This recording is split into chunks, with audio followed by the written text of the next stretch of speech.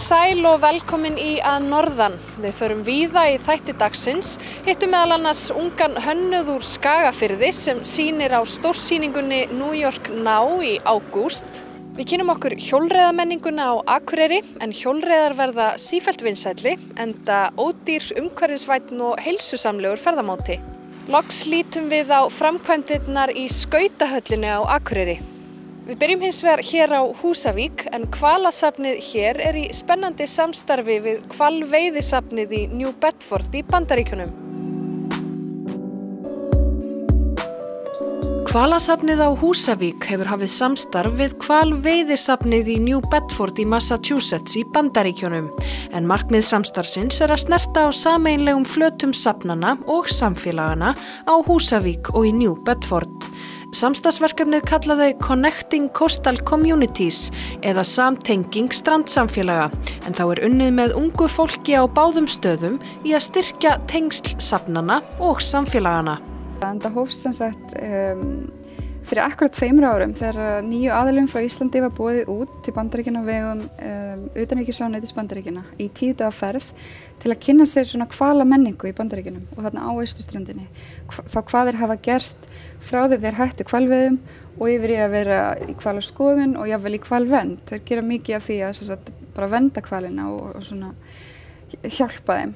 Og við vorum þannig 2 frá hvalasafninu Húsavík og svo voru aðilar frá hvalaskoðunarfyrirtækjum og 1 blaðamaður og við fræddust mjög bara hvað þeir eru að gera, Bandaríkjamenn. Þeir byrjuðu hvalaskoðun nokkrum áratugum undan okkur Íslendingum þannig að þeir hafa reynslu og þar meðal annars heimsóttum við hvalveiðisafni í New Bedford.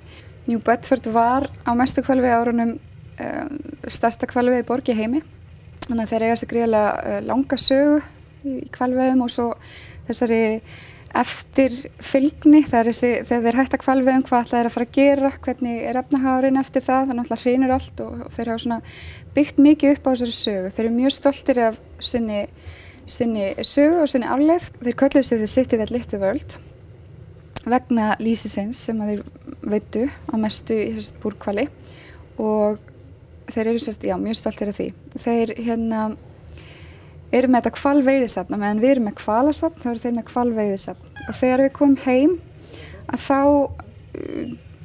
setti bandaríska sendiráðið sig í samband við okkur hérna á safninu og hvatt okkur til að hefja einhvers konar samstarf með einhverju af þessum söfnum sem við höfum heimsótt og ég fór að skoða það betur og lesa mig til þetta hvalveiðisafn í New Bedford og mér fannst það mjög spennandi.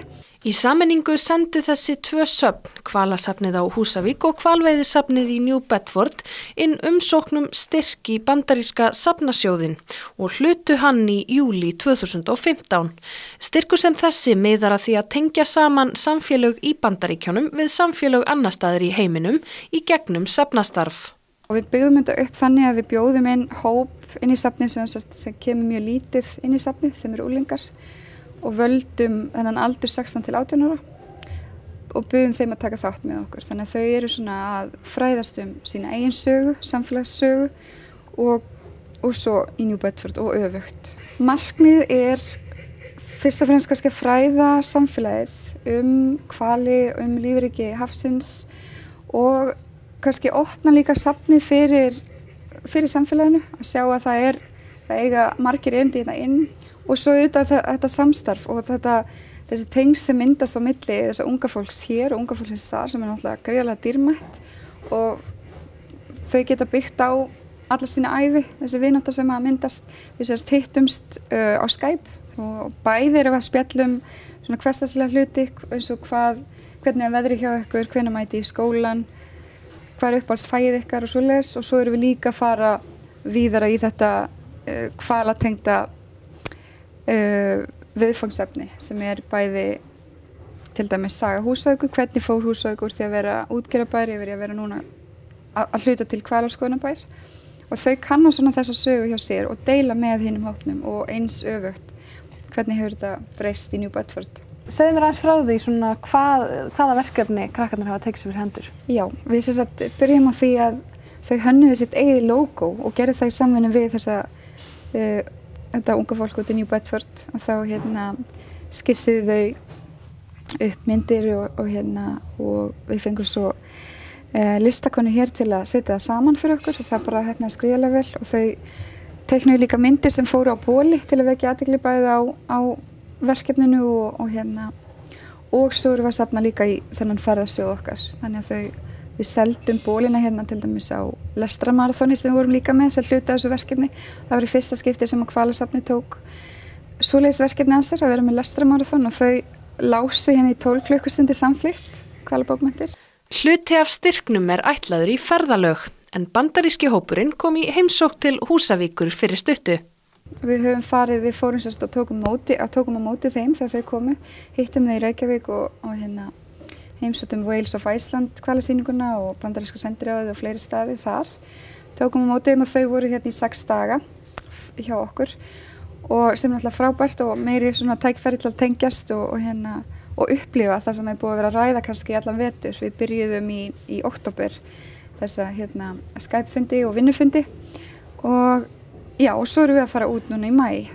Og þetta eru krakkar á framhaldsskólaaldri. Hvers virði það fyrir safn eins og ykkur? Þú segir að þetta sé aldur sem kemur ekki mikið inn á safni.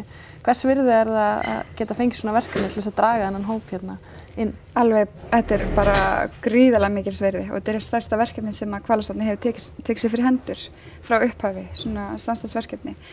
Þetta búið að taka gríðarlegan tíma og kannski bara elju en þetta algjörlega þess virði því að bæði finnst mér þetta hafa opnað umræðuna fyrir safnið og safnastarfi hér, bæði innan safnsins og í samfélaginu og líka opnar augum fyrir þeim og mér finnst þetta vera svolítið svona fjárfesting í þessu unga fólki þegar að læra aðeins meira en kannski jafnaldrar þeirra bæði samfélagið, söguna og svo náttúrulega hvalina sem eru stór hluti af, ég myndi segja stór hluti af okkar samfélagi í dag hér á Húsavík. Og fáðu þetta einhver leyti metið?